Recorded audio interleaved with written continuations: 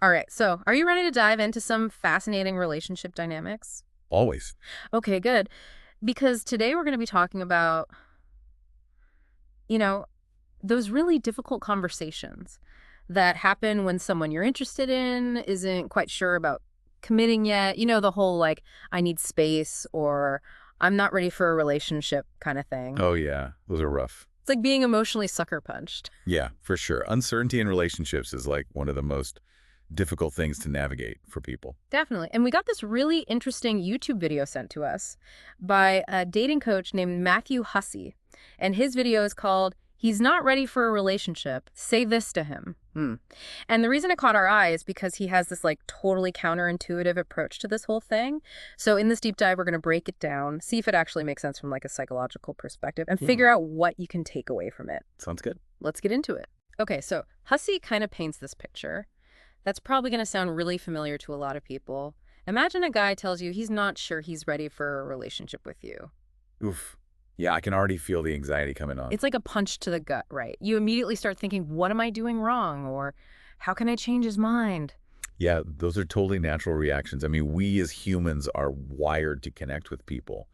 And when someone seems to be pulling away from us, it's like our brains go into this panic mode. Exactly. And Hussey says that is exactly what we should not do. Instead of reacting with, anger, sadness, or by trying to convince him that he should want to be with us, he actually recommends this crazy approach where you encourage him to figure out what he actually wants. Whoa, really? Mm, So instead of like clinging tighter, you're saying we should almost loosen our grip. exactly. It sounds counterproductive, right? Yep, big time. But there's a psychological theory behind it called psychological reactance, which is like this idea that when we feel like our freedom is being taken away, which in this case would be the freedom to choose whether or not he wants to be in a relationship, our natural tendency is to resist. Ah, so it's like a knee-jerk reaction to like protect our autonomy. Exactly. Interesting. So in this situation, by giving him space and acknowledging his need for like independence, we're actually taking the pressure off of him. Exactly. And that can actually be really attractive. That makes sense. I guess nobody really likes to feel pressured into anything. Right. But how do we actually do this? Like, how do we actually put this into practice? Well, Hussey gives us some very specific phrases we can use. Like, for example, he suggests saying something like, it seems like you need to go away and figure out what you want and be on your own for a while. Oh, okay. I see what he's doing there. You're not just giving him permission to walk away. You're almost like encouraging it. It's kind of like calling his bluff, right? Yeah, sort of. Hmm. But it's not about being manipulative or anything. It's more about just being genuinely secure in yourself. Yeah. It's like saying, hey, I get that you need some space, and I'm not afraid to give it to you. Right. And that takes a lot of confidence. But I think a lot of people listening are probably thinking, but what if he actually does walk away? Yeah, I mean, that's the fear, isn't it? Totally. But you have to ask yourself, if someone's only with you because they feel pressured or obligated, is that really the kind of relationship you want to be in? Definitely not. Yeah. I'd much rather be with someone who like chooses me enthusiastically. Exactly. And I think that's what Hussey's approach is really all about. Creating that space for the other person to realize what they actually want without feeling coerced or forced into anything. Okay, so we've given him some space, but we haven't slammed the door shut completely either. What's the next step? Well, he recommends following up that first statement with something like, I want your happiness more than anything in the world. Really? Even though we're like in the middle of a potential breakup conversation? Yeah, and that's what's so clever about it. You're totally flipping the script. You're showing him that you're not being selfish or demanding in this situation. You're genuinely concerned about what's best for him, even if that means he needs to be apart from you. That is such a powerful way to frame it. It's like a total paradox, right? Hmm. By expressing your willingness to let go, you might actually make yourself more desirable. It all comes back to that psychology of scarcity we were talking about. When something's always readily available, we tend to take it for granted. But when we perceive something as scarce or potentially unattainable, it suddenly becomes way more attractive. Ah, I see. So by giving him space and not clinging on for dear life, we're subtly introducing that sense of scarcity into the situation. Precisely. And again, it's not about playing games. It's just about understanding the psychology of attraction. This is getting really interesting. I'm starting to see how these seemingly simple phrases can have such a big impact. Oh, and there's more. Hussey doesn't stop there. He recommends adding a little something extra to that statement. Like, I hope that I'm here or I'm still here when you're ready. Ooh, that's good. It's not a demand or anything, but it definitely plants a little seed of doubt. Exactly. Yeah. It subtly introduces that possibility that if he takes too long to figure things out, he might miss his chance. Okay, so this whole approach so far has been about validating his feelings and giving him space. But where does our self-respect come into all of this? That's where the final piece of this puzzle comes in. Hussey says to wrap things up by clearly stating your non-negotiable, something along the lines of, I know that I need someone who is completely in, because I wouldn't want to be with someone who isn't 100% about wanting to be with me. Okay, now that is a power move. Yeah. It's not aggressive or anything, but it's super assertive. You're basically saying, I deserve to be with someone who's fully committed and I'm not going to settle for less. Yeah, and that's a really important message to send. It communicates your self-respect, your confidence, and that you understand your own worth. Wow, we've covered a lot of ground already just in this first part of Hussey's strategy. For sure. And we're just getting started. I can't wait to dive even deeper into this. Me neither. This is fascinating stuff. All right, so we'll leave you on that cliffhanger for now. We'll be back soon to break down the rest of Hussey's advice and see how these communication principles can apply in all sorts of relationships, not just romantic ones. Stay tuned. Okay, welcome back to our deep dive into navigating uncertainty in relationships. I don't know about you, but my head is spinning a little bit after unpacking that first part of Matthew Hussey's strategy. It's like a completely different way of thinking about these situations. Yeah, it definitely challenges a lot of our ingrained beliefs about how to react when someone is hesitant about committing. But I think that's what makes it so interesting. It's not about playing games or manipulating anyone. It's about approaching the situation with this deep sense of self-awareness and confidence. Okay, so let's say we've followed Hussey's advice so far. We've given the guy space to figure out what he's feeling. And we've communicated our own needs and non-negotiables. Now what? Do we just sit around and wait? Well, not exactly. Yeah. Remember, giving someone space doesn't mean disappearing completely. It's more about shifting the dynamic, allowing him the opportunity to pursue you, rather than you always being the one to pursue him. So it's not about playing hard to get, it's more about creating the conditions for genuine attraction to develop. Precisely. It's about creating a space where he can actually miss you. Yeah. And wonder what you're up to. And realize that you're a valuable person who deserves to be with someone who's fully invested. Yeah, I'm starting to see how this ties back to that psychology we were talking about earlier, the scarcity principle and psychological reactance. By not being constantly available, we create that sense of intrigue and make ourselves more desirable. Exactly. And by respecting his need for autonomy, Yeah. you're not triggering that knee-jerk resistance that can sometimes happen when someone feels pressured. It's like you're giving him the freedom to choose, which paradoxically makes you more appealing. It's like we're taking the power back in a subtle but really effective way. Instead of chasing after him, we're letting him come to us. I like that. Yeah, shifting the energy from pursuing to attracting. This all sounds good in theory, but I think a lot of people would still be worried about giving too much space. What if he just takes it as a sign that we're not interested and moves on? Yeah, that's a valid concern for sure. It's a Yeah. delicate balance, and communication is key. So while you're giving him space to figure things out, it's important to maintain at least some level of connection. A quick text here and there, a phone call every now and then, just to check in. Okay, so we're not going completely radio silent, but we're also not bombarding him with messages. Exactly. The goal is to stay on his radar without, smothering him. Got it. It's about being present without being overwhelming. Yes. And that actually brings up another important point.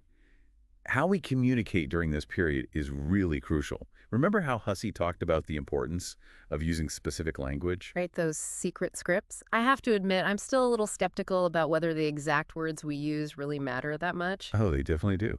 It's not about memorizing lines or trying to manipulate someone with a magic formula. But the words we choose have a huge impact on how our message is received. They can convey confidence, respect, or insecurity, even if we're not consciously aware of it. So it's about being mindful of the message we're sending, even in casual conversations. Absolutely. For example, let's say you're texting him during this giving space phase. Instead of saying something like, hey, what are you up to? I'm bored, which can come across as kind of needy or clingy. You could try something like, just finished an awesome workout, feeling super energized, hope you're having a good day. Oh, I like that. It's casual but confident. You're sharing something about your life without demanding his attention. Exactly. You're showcasing your best self without seeming desperate or insecure. Okay, so we're being mindful of our communication. We're giving him space. but also subtly reminding him that, we're awesome and have lives of our own. What if after all of this, he's still unsure about his feelings? Well, that's where the importance of setting boundaries comes in.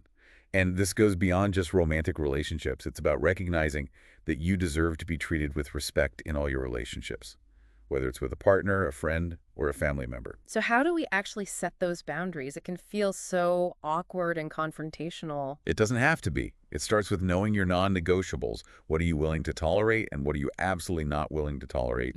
And then you communicate those boundaries clearly and calmly. Can you give me an example? Sure. Let's say you've been dating this guy for a few months and he's still sending mixed signals. You could say something like, I really enjoy spending time with you, but I need to be honest about what I'm looking for. I'm not interested in a casual fling. I want a relationship with someone who's fully committed and on the same page as me. I like that. It's direct and honest and assertive, but not aggressive or accusatory. Exactly. And it puts the ball in his court. He can either step up and meet your needs, or he can choose to walk away. Either way, you've stayed true to yourself and what you deserve. That is so empowering. It really shifts the focus from trying to change someone else's behavior to taking control of our own happiness and well-being. And that's such a crucial lesson, not just in dating, but in life in general. We can't control other people's actions, but we can control how we respond to them and what we're willing to accept. This whole conversation has been a real eye-opener. It's amazing how these seemingly simple communication principles can have such a huge impact on our relationships. It's all about understanding that psychology behind human interaction and using that knowledge to create healthier and more fulfilling connections. We've covered so much ground already, and I feel like we could keep talking about this all day. Oh, for sure. There's definitely a lot more to explore, and we will in our final part of this deep dive. Yeah. Don't go anywhere. We'll be right back with even more insights and takeaways from Matthew Hussey's advice. Welcome back to the final part of our deep dive into this whole relationship uncertainty thing. Yeah, it's been a really interesting conversation so far. I know, right?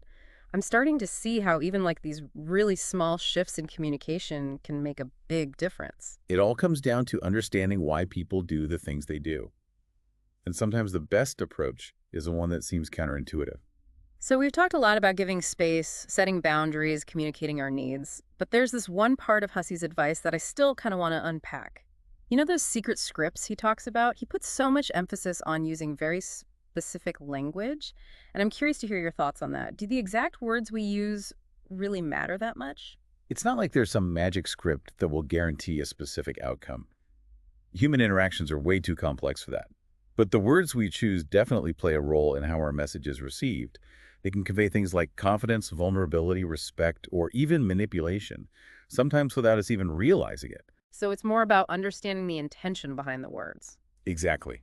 Hussey's scripts are kind of like a framework, but you have to adapt them to your own voice and the specific situation. Right. It's about being authentic. But also mindful of how your words might affect the other person. Okay, let's look at one of his phrases as an example. He suggests saying something like, "It seems like you need to go away and figure out what you want and be on your own for a while." What makes that phrasing so powerful? Well, for one thing, it acknowledges the other person's feelings without judgment or pressure. You're not trying to change their mind or make them feel guilty. You're validating their need for space and encouraging them to explore their own emotions. It's almost like giving them permission to walk away, which kind of makes them less likely to want to. Right. It taps into that whole psychological reactance thing we talked about. When we feel forced to do something, our natural instinct is to resist. But when we're given the freedom to choose, we're more likely to do what we actually want. And it avoids coming across as needy or desperate. Exactly. You're projecting this sense of self-assurance and independence. Like, hey, I respect your need for space, and I'm confident enough to let you figure things out on your own. It's a total power move. And then Hussey says to follow that up with something like, "I want your happiness more than anything in the world." Which might seem counterintuitive at first, especially when you're talking about a potential breakup. Right. But that's what makes it so brilliant. You're completely changing the focus. Showing him that you're not being selfish or demanding. You genuinely care about what's best for him, even if it means he needs to be apart from you. It's a good reminder that true love isn't about possessing someone or controlling them. It's about wanting what's best for them, even if it means letting them go. Well said. And remember, by expressing your willingness to let go, you might actually make yourself more desirable. Again, it goes back to that scarcity principle. When something feels scarce, it becomes more appealing. Right. You're not clinging on, so you're subtly shifting the power dynamic. And then Hussey throws in that line about hoping you'll still be there when they're ready. It's not a demand, but it kind of creates a sense of urgency. Yeah, it's a gentle nudge that says, hey, I'm not waiting around forever. You have a decision to make. And finally, he recommends ending the conversation with a clear statement about needing someone who's completely in need. That's important because it sets those non-negotiables. It's a powerful way to say, I value myself and I deserve to be with someone who's fully committed. It's about knowing your worth and not settling for less. And when you communicate that with confidence and clarity, it can actually attract the right person. This has been such an insightful conversation. I feel like I've learned so much about communication and relationships. It's been a pleasure diving into this with you. So as we wrap up this deep dive, what's one final thought you'd like to leave our listeners with? I would say, remember that communication is a skill you can develop and improve over time. It's about being mindful of your words and intentions and creating a dynamic of respect and understanding. And sometimes the most powerful thing you can do is say nothing at all. Giving someone space to process their emotions can be just as important as any words you could say. That's so true. Silence can be golden. So to our listeners out there, we encourage you to keep exploring these ideas and experiment with different communication styles in your own relationships. Find what feels authentic to you and aligns with your values. And let us know how it goes. We'd love to hear your thoughts and questions. Until next time.